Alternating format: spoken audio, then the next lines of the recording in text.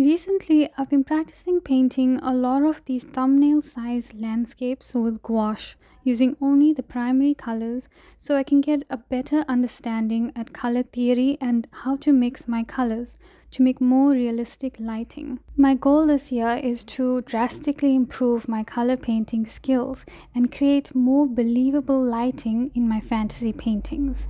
So in this video, I'm going to take you through a few of the key things I've learned about using a limited color palette and paint a gouache fantasy landscape together. For this exercise, you don't need to create a large, perfect, beautiful painting. Think of this exercise as an experiment. I like to start with a pencil sketch of the basic composition. For this landscape, I'm thinking of creating a focal point with dark foreground over a light background.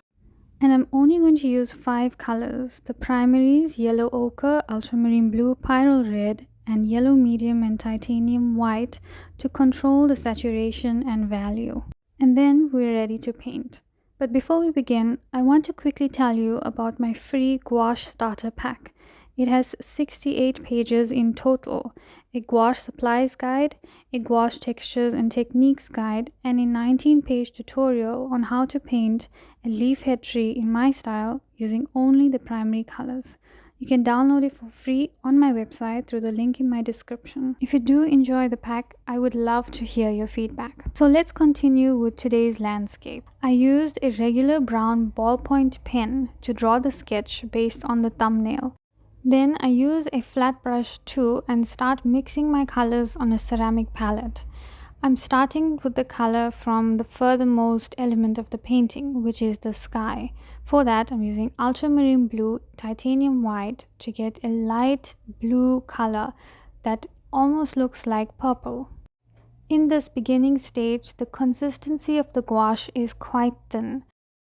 To make sure the sky isn't just one solid color, I added a touch of pyrrole red into the ultramarine blue and white mixture to create lavender. Depending on the time of day, the sky isn't always just blue. There could be pinks and oranges and greens and even purple in it. So you can feel free to experiment with that. The next color I'm mixing is greens. For the green of this painting, I'm mixing ultramarine blue with yellow ochre, which gives a dark, desaturated green. If you add yellow medium and titanium white to that, you can get various shades of greens, which I'll be using for this landscape. Landforms that are further away in the distance will be affected by something called atmospheric haze. This means that when we look at it, the value will be much higher and they will also be desaturated. So I'm mixing a green color here, starting with yellow ochre and ultramarine blue. Then I increase the value of it by adding a lot of white and just a touch of yellow medium so the landscape doesn't look completely gray. I used to be so confused about how to know exactly which colors to use and how to mix them when I had so many different tubes of colors in a set. But ever since using a limited palette, I realized you can achieve any color that you need just by knowing how to mix them with the 3 primaries. The next thing I did was I started to block in the dark values of the trees. This is using pure yellow ochre and ultramarine blue for the dark desaturated green color. I'm still painting very loosely and I'm not trying to get into meticulous details because this entire exercise is just an exercise and a sketch to understand what's going on my palette, not so much on the page. And I added this color wherever I imagined there would be greenery and foliage. Next, I started painting the dark trees in the foreground. For these colors, I used yellow ochre and pyrrole red to get a lovely burnt sienna. If you add ultramarine blue to that, you get a darker brown, almost like burnt umber. And if you add Hansa yellow medium, you will get a lighter orange, which is the shades basically that I use for the tree trunks and the sticks and the twigs and branches in the foreground. Another key lesson that I picked up while studying these landscapes and color theory is that trees are often the darkest value elements on a landscape, and the grass or the ground itself are the lightest values in a landscape. So, keeping this in mind, I continued using the flat brush and added dabs of paint in the loose brush strokes, and added dark green wherever I imagined there would be a tree or bush of foliage, and filled the remaining area with light green where it's mostly Hansa yellow medium and yellow ochre in the mixture. Once the high value light background was done, I moved to the foreground, and for the colors here I used a lot of ultramarine blue and pyrrole red to get a deep dark purple, which is almost black in this painting. I wanted the foreground to look dark and contrast with the high value background, but it was hard to imagine and see exactly what I was trying to envision at the stage. So I started adding light streaming in through the trees and the tree branches.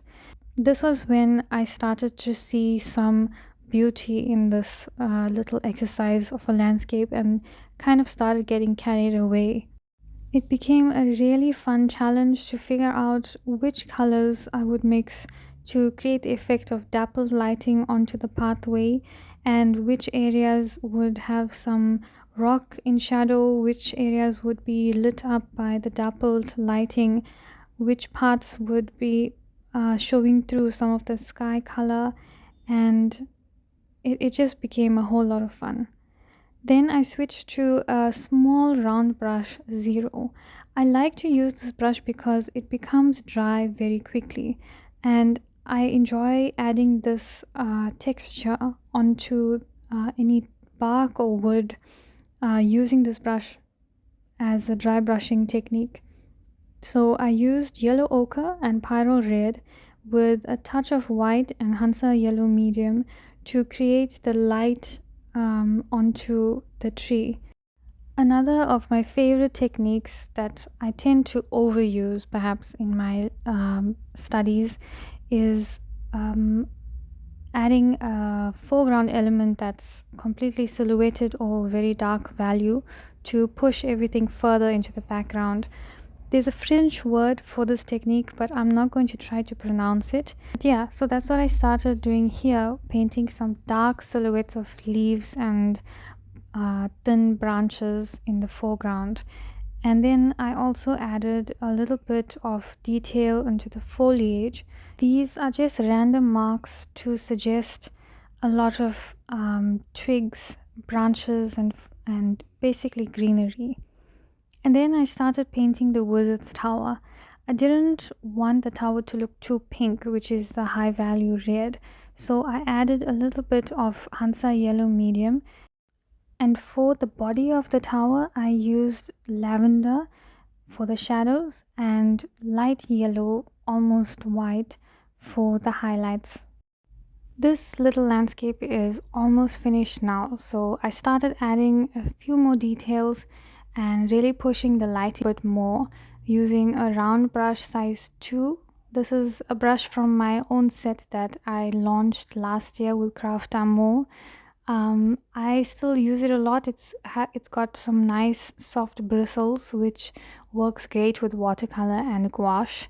And here I'm adding darker greens and lighter greens for the foreground to push the lighting more and make the scene a bit more dramatic instead of bland.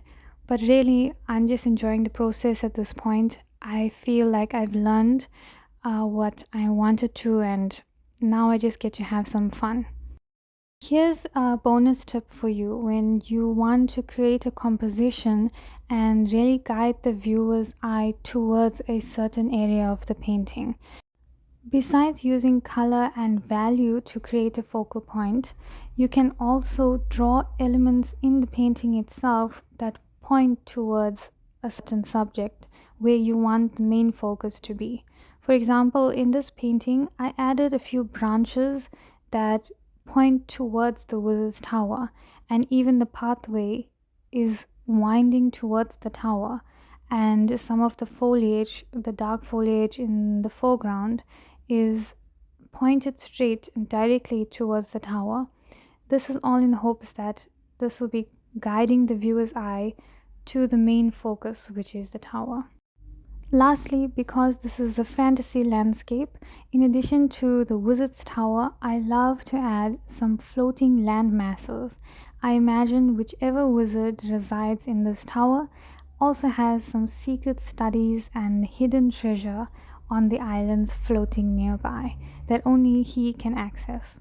I'm adding the final details right now, just a few more spots of lighting on the foliage and the branches, but otherwise this study is done.